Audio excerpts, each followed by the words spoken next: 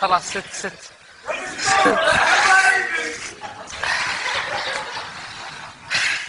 أدس يعني بس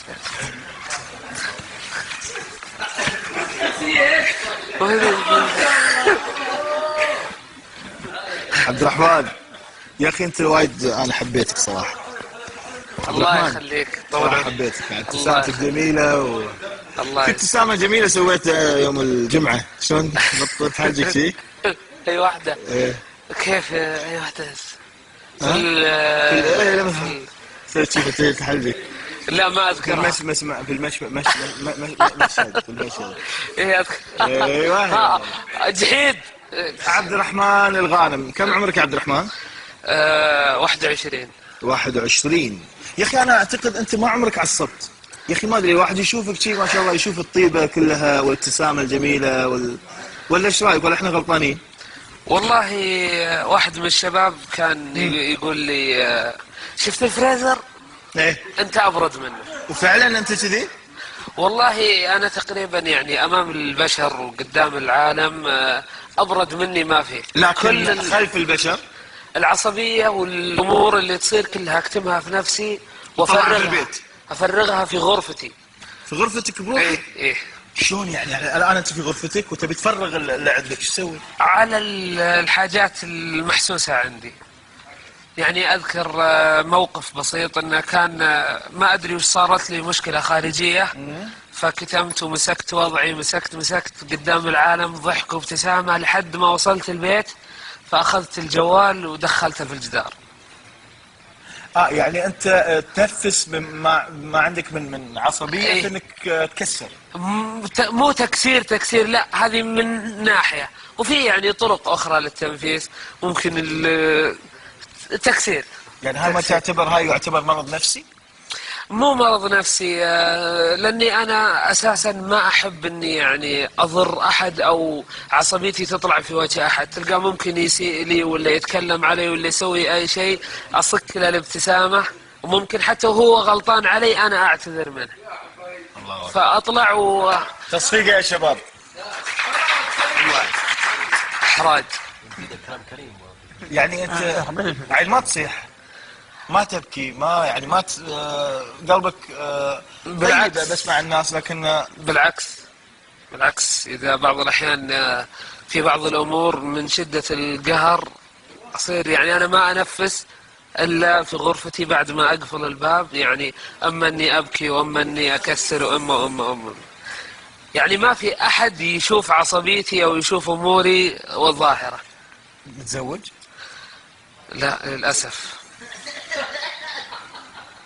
يعني الان انت طبيعتك هذه يمكن تكون انا اخاف بعدين الحين انت ما حد وياك في الغرفه، يمكن بعدين زوجتك وعيالك تقعد تكسر فيهم بعدين. لا بالعكس شوف وين انا بتنفس؟ وين بتروح؟ وين بنفس لحالي.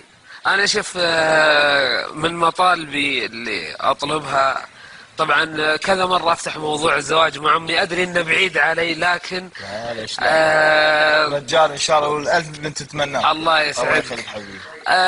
المطلب اللي اطلبه من امي في زوجتي المستقبلية لا ابغاها قصيرة عشان احس يعني زي ما تقول لسه فيها الحيوية، مهما كبرت تظل طفلة، عرفت؟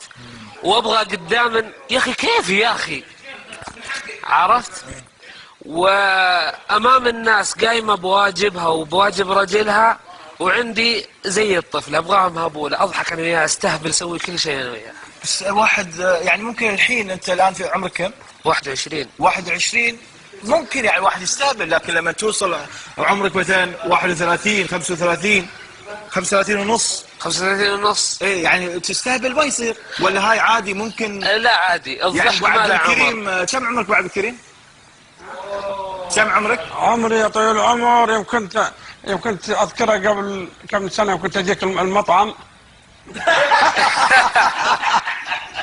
يا ابو عبد الكريم اذكر اخر مره عمري متى جيت الصلاه حقك؟ خلينا نغير صلاه الحلاقه متى جيت انا؟ طيب انت الان تشتغل ولا تدرس ولا وشو؟ تدرس في اي مجال؟ اقتصاد وعلوم اداريه. اقتصاد وعلوم اداريه. شو اللي خلاك يعني انت هل مثلا انت في تحب يعني شو قاعد جنبك تحب الفلوس؟ والله يعني دخلت هذا المجال على تصير تاجر كبير، رجل اعمال كبير؟ والله شوف انا بقول لك سر. السر هو اني انا في جميع طلباتي في الجامعات كنت اطلب اللي هي كلية الاعلام. انقبلت اول مرة في كلية ثانية، وكان دوامي اصلا في الكلية الثانية.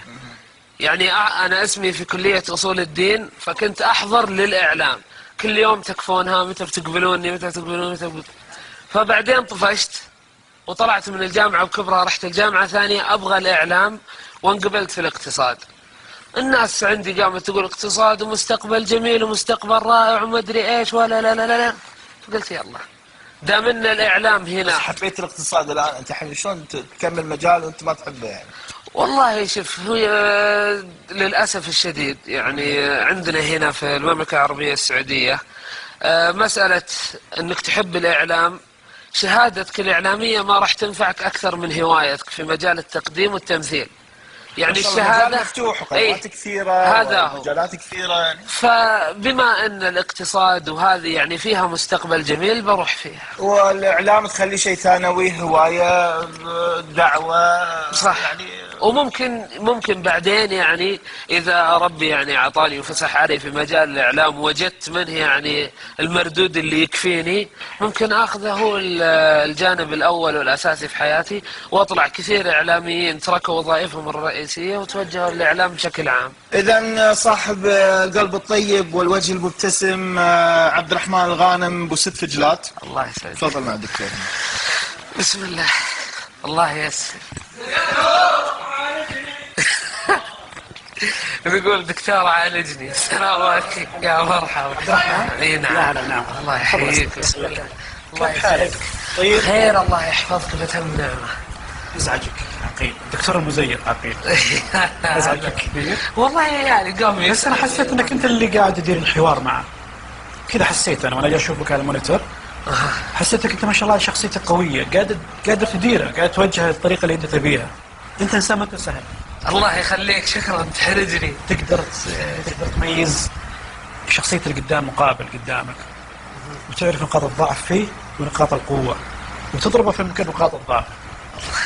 هذا انت بتكون اداري ممتاز، قائد ممتاز، حتى اذا كان لك في التمثيل بتكون ممثل ناجح. الله يسعدك. فكاهي، يخليك. تحب خفة الدم، تزعجك سمنتك الزايدة شوي، تزعجك كثير.